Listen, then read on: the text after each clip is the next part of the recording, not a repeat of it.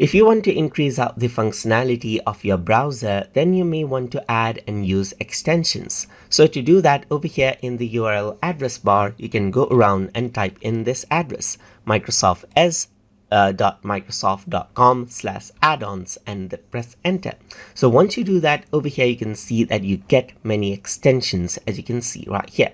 Like for example, there's OneNote Web Clipper right here which you can utilize. So if I were to go around and click right here, then you can see that this is what you have. So let me just go around and get this, and you can see that it prompts me to add this extension right here.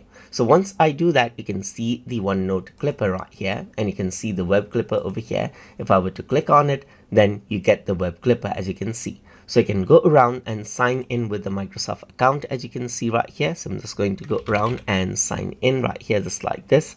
So I'm going to go around and say tutortube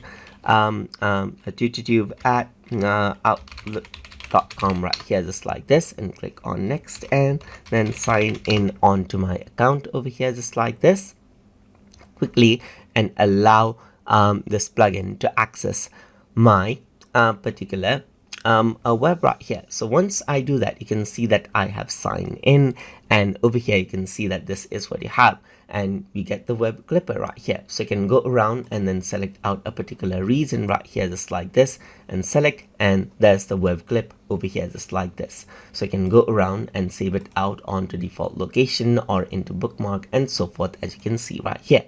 And that is one of the extension right here. Similarly, you can go around and bring in other extensions as well. Like let's say, for example, there's Microsoft Editor, which is a spelling and grammar checker. So you can add out the extension, and then from over here, you can see that the grammar checker is there.